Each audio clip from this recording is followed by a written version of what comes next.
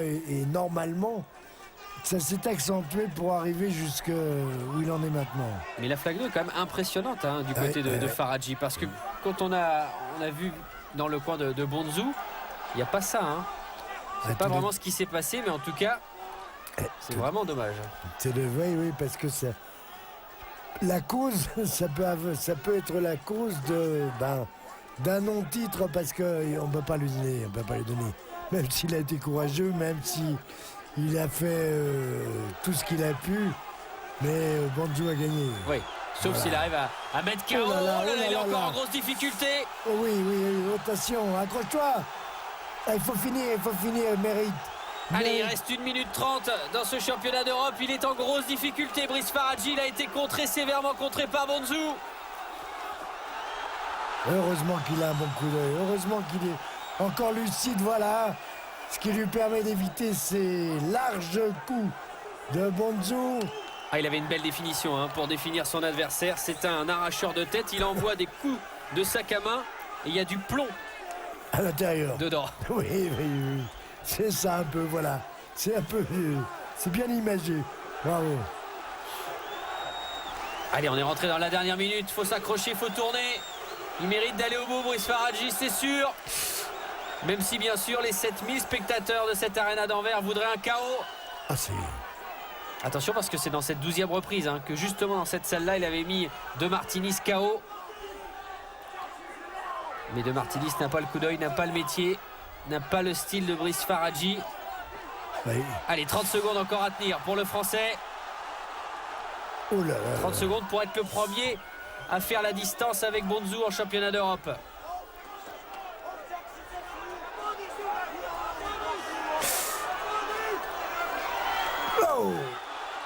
Ça fait mal, ça fait mal. C'est des coups de marteau qu'il délivre Bonzou. Quand il y donnera bien. Allez, encore 5 secondes. Parce que pour le moment, il y a encore du déchet dans la boxe de Bonzou. Et c'est terminé. Bravo. C'est terminé. Et même si on n'a pas le titre, bravo. Parce qu'il fallait le faire. Il fallait être grand. Il l'a été, Brice Faradji. On est quand même deux à l'aider à regagner son poids. Nicolas Riffard, Emmanuel Dolzanini, il a tout donné. Tout donné. Quelle leçon de courage. Leçon tactique dans un premier temps. Leçon de courage dans un deuxième temps pour Brice Faradji. La stratégie, la tactique, il avait travaillé avec Nicolas Riffard. C'est ce qu'ils avaient mis au point.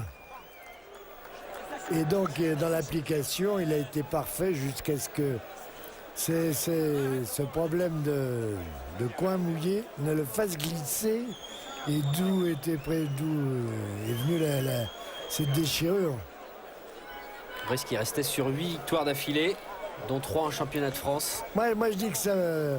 je crois que ça mériterait presque de se revoir. Oui.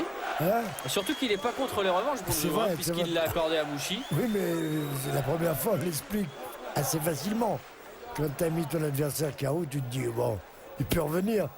Les problèmes que lui a posé Faradji, c'est une autre histoire. C'est une autre histoire parce que je pense qu'ils vont analyser, ils vont voir ce qui s'est passé, le clan de Bonzou, mais il s'en est vu, il s'en est vu avec quelqu'un handicapé. Oui. Ce qui est remarquable dans le coin belge, c'est qu'à chaque fois, au sortir d'un championnat d'Europe, l'entraîneur est le premier à dire il n'est toujours pas prêt pour un championnat du monde. Continuons à défendre cette couronne européenne. Absolument, il a raison, ils ont raison. Et ce sera une nouvelle fois, certainement, les enseignements tirés par Ronald de Vulder.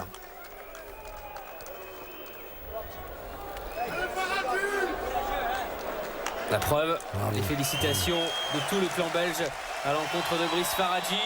L'ovation bien sûr méritée des 7000 spectateurs de cette Arena d'Anvers qui, en temps normal, accueille un événement d'importance, c'est le tournoi de tennis. Qu'on appelle le tournoi des diamantaires. Oh oui, il y a des beaux cadeaux. Il y a des beaux cadeaux. La raquette est en diamant. Alors ça, c'était avant. Ah bon? Oui. Bon, c'était le temps où vous jouiez au tennis. Je jouerai plus. Voilà. C'était le temps où vous jouiez au tennis. C'était un tournoi masculin. Ouais. Et en fait, quand on le gagnait 3 fois, on avait la raquette. La raquette en diamant. McEnroe et Lendl l'ont eu. Ouais, moi je suis passé à côté. Et là maintenant, c'est un tournoi féminin. Très bien. Non, c'était pas un grand championnat d'Europe, c'est pas la peine de raconter l'histoire. C'était un championnat d'Europe où il y avait beaucoup d'émotions et beaucoup de suspense, où il y avait beaucoup de stratégies ou de tactiques à déplacer finalement. Il fallait évoluer avec les problèmes et il a su y faire face et c'est bien, je trouve. Et il est beaucoup plus grand finalement, je trouve. 3 cm d'écart. 1m78 pour Bonzou, 1m75 pour Brice. Ah, c'est le chapeau, là. Oui. C'est le bonnet, là. Non, mais parce qu'il paraît quand même beaucoup plus grand.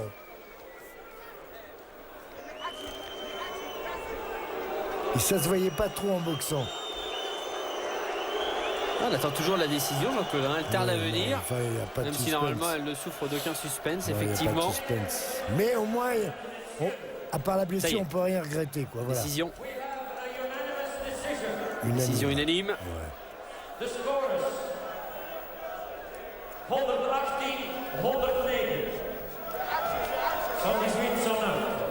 Holder 16, Holder 11. Pour Pierluigi Poppi, 118, 109. 116, 111 pour Amo Pokrand. 115, 113 pour le troisième juge, Garcia Ouais, Pérez. Bon. Parce qu'il ne faut pas oublier le début du combat, le début du championnat d'Europe. 2-3 points, ça va, mais il y en a un qui était. Je sais pas, il devait être parti quelque part, non? Oui, le 118, 109. Ouais, non, mais enfin, c'est. Il voulait trop bien manger, lui. Il avait Décision unanime. Jackson problème. Ozebonzu conserve sa couronne européenne des poids welter. Brice Faradji est le premier à tenir la distance avec le Belge dans un championnat d'Europe. Une parenthèse, interview avec une surprise pour vous, les abonnés dans ce jeudi soir box. Jean-Claude Boutier a disparu, il a laissé la place à Brice Faradji. Salut Brice. Salut. Alors forcément, quand on vient de voir ce combat, Brice Faradji, on doit être doublement déçu. Mais tout d'abord, des nouvelles de cette blessure au mollet droit. Bah, j'ai une déchirure au niveau du mollet et a priori j'en ai au moins pour 6 semaines de béquille. Et c'était assez long, c'est quoi? C'est une vingtaine de centimètres, c'est C'est ça? une vingtaine de centimètres de déchirure sur l'un des deux jumeaux, enfin du mollet. Alors, est-ce que forcément, bien sûr, ça explique en grande partie le combat et le résultat qu'on vient de voir? Disons que ça fait partie du combat.